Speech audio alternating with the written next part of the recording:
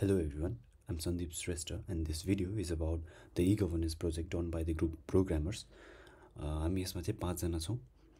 म सन्दीप श्रेष्ठ, निश्चल जोशी, मनीष खड्गा, पुकार शाह र प्रतीक अधिकारी. As you can see, this video is about budget visualization.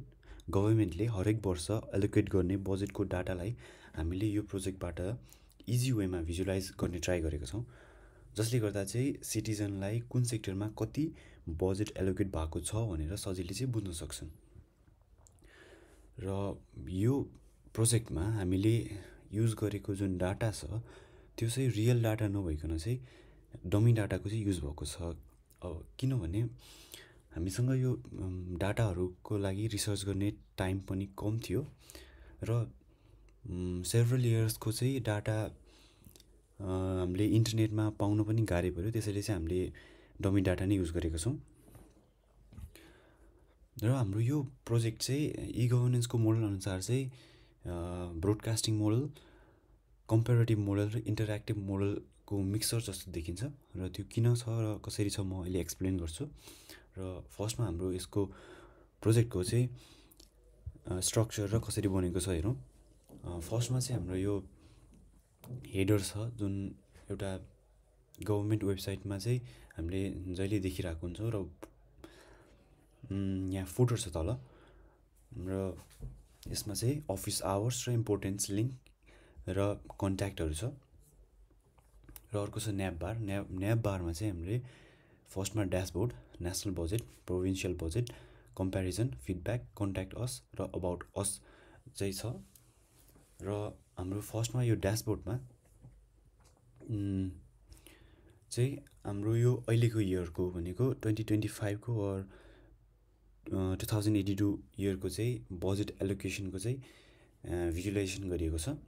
र यो भिजुअलाइजेसन चाहिँ हामीले दुईवटा तरिकाले हेर्न सक्छौँ। एउटा छ पाई चार्टबाट, अर्कोबाट भनेको बार ग्राफबाट।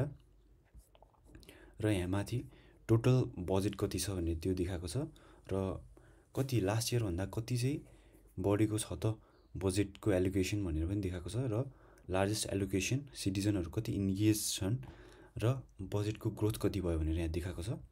र अर्को भनेको डिटेल ब्रेकडाउन, भनेको हाम्रो कुन सेक्टरमा चाहिँ कति बजेट चाहिँ एलोकेट भएको छ त भनेर चाहिँ यहाँ हामीले डिटेलली चाहिँ ब्रेकडाउन गरेको छौँ।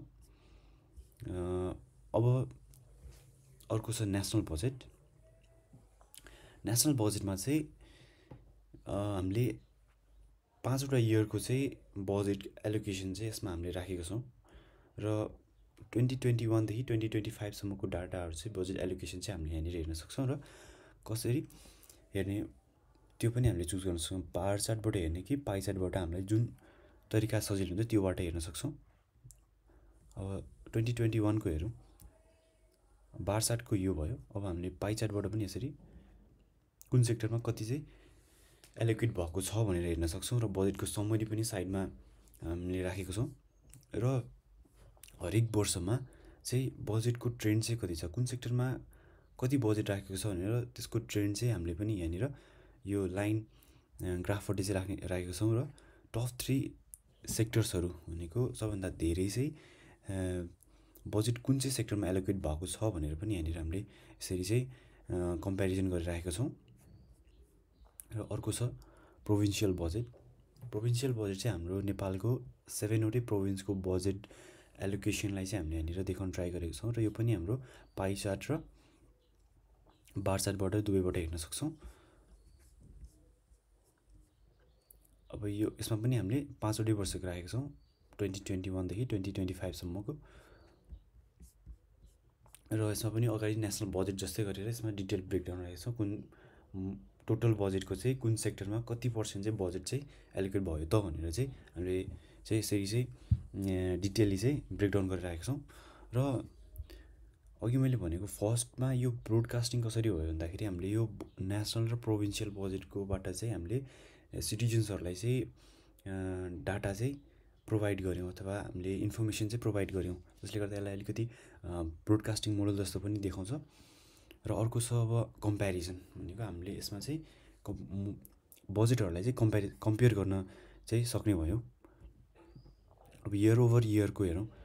इयर ओभर इयर भनेको 2021 देखि 2025सम्म चाहिँ बजेटहरू चाहिँ कसरी ग्रोथ भएको छ त, कसरी चाहिँ चेन्ज आएको छ एलोकेसनमा चाहिँ भनेर देख्न सक्छ। र यहाँनिर टोटल ग्रोथ कति छ, ग्रोथको इन्साइट्स र ग्रोथ कति भयो भनेर चाहिँ यहाँनिर पर्सेन्टेजमा देखाएको छ। र अर्को कम्पेरिजन भनेको चाहिँ हामीले प्रोभिन्सियल कम्पेरिजन छ। यसरी चाहिँ दुईवटा प्रोभिन्स बिचको कम्पेरिजनलाई हामीले हेर्न सक्छौँ। र सेक्टर वाइज त्यो पनि सेक्टर वाइज चाहिँ हामीले यसरी चाहिँ हेर्न सक्छौँ। र इयर पनि कुन चाहिँ इयरको चाहिँ हामीलाई हेर्ने त कुन चाहिँ इयरमा कति बजेट चाहिँ कुन सेक्टरमा चाहिँ कति बजेट चाहिँ एलोकेट भएको छ रहेछ भनेर हेर्न सक्ने भयो। र हामीले दुईवटा बजेटको हेऱ्यौँ भने अब हामीले अरू दुईवटा प्रोभिन्सको हेऱ्यौँ, अब अरू अरू प्रोभिन्सको पनि हामीले हेर्न सक्छौँ। जस्तै अब 3वटा प्रोभिन्सको 4वटा प्रोभिन्सको गरेर सबै प्रोभिन्सको चाहिँ हामीले कम्पेरिजन गर्न सक्ने भयो। र यहाँनिर चाहिँ यसको समरी र इन्साइट्सहरू चाहिँ राखेको छ। र अब कम्पेरेटिभ मोडल चाहिँ कसरी हो भन्दाखेरि यसले चाहिँ हाम्रो बजेट हरेक इयरको चाहिँ बजेटलाई चाहिँ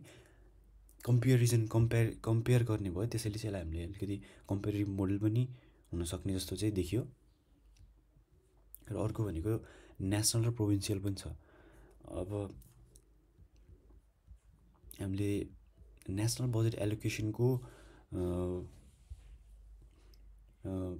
कम्पेरिजनमा प्रोभिन्सियल बजेट चाहिँ कति चाहिँ छ त, प्रोभिन्सियल बजेट चाहिँ कति एलोकेट गरेको छ भनेर त्यो पनि हेर्न सक्ने भयो। र अर्को छ फिडब्याक। अब इन्टरेक्टिभ चाहिँ कसरी भन्दाखेरि हामीले चाहिँ हाम्रो कुराहरू छ, सिटिजन्सको चाहिँ आफ्नो जुन ओपिनियन्सहरू छ, कम्प्लेन्सहरू छ, त्यो चाहिँ हामीले यो फिडब्याक पोर्टलबाट चाहिँ दिन सक्ने भयौँ। र जसले गर्दा चाहिँ यसलाई अलिकति चाहिँ यसलाई चाहिँ हाम्रो इन्टरेक्टिभ मोडल जस्तै पनि बनाउँछ। फर्स्टमा म इक्जाम्पल देखाउँछु यहाँबाट। फर्स्टमा चाहिँ आफ्नो नाम राख्नु पऱ्यो, त्यस पछाडि इमेल,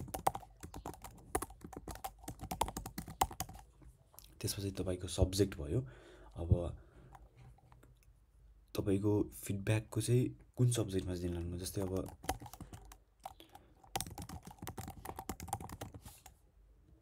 गरेँ मैले अब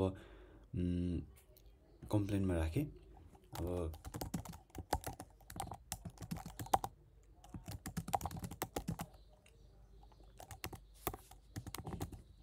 र हामीले आफ्नो जुन रेटिङ पनि राख्न सक्छौँ यहाँनिरबाट, कति रेटिङ दिने, 1 स्टार 2 स्टारदेखि 5 स्टारसम्म।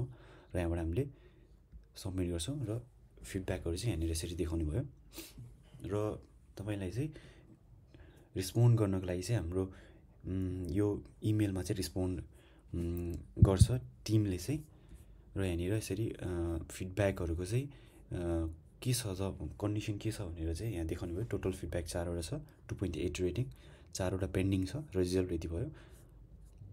अर्को छ कन्ट्याक्ट पेज।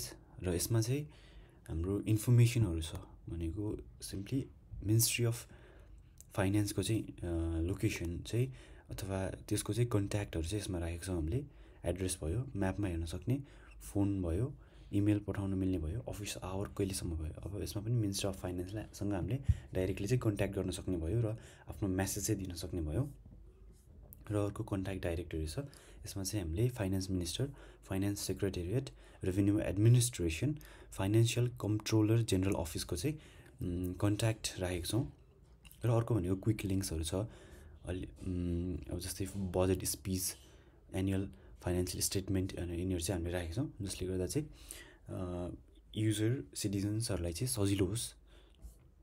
र अर्को भनेको हाम्रो सोसियल मिडिया ह्यान्डल्सहरू चाहिँ हामीले यहाँनिर ग्रुप गरेर राख्दैछौँ, so that users can easily get in touch with the finance. अर्को छ हाम्रो वेबसाइटको बारेमा इन्फर्मेसन अबाउट अस। र हामीले यहाँ फर्स्ट लाइनबाटै थाहा हुन्छ कि हाम्रो यो प्रोजेक्टको चाहिँ गोल चाहिँ के हो भनेर। Our mission is to make government budget data transparent, accessible and understandable to all citizens. अब हामीले यहाँनिर चाहिँ हाम्रो इम्प्याक्टहरू के छ भनेर चाहिँ अब राखेका छौँ। यो पनि रियल नभएर डमी नै हो। र डाटाको सोर्स, हामीले डाटाको सोर्सहरू केबाट लिएका छौँ र डाटाको अथोराइज छ कि छैन भनेर त्यो देखाउन पनि यसरी राखेको छौँ। र मिनिस्ट्री एन्ड क्रेडिट भनेको चाहिँ हामीले डाटा लिएको चाहिँ कहाँबाट लिएको र भनेर चाहिँ हामीले तिनीहरूलाई क्रेडिट दिन ट्राई गरेको छौँ यसमा। र यो चाहिँ एउटा ओपन गभर्मेन्ट इनिसिएटिभ हो भनेर चाहिँ हामीले यहाँनिर सानो पनि राखेको छौँ। So that was our project. Thank you.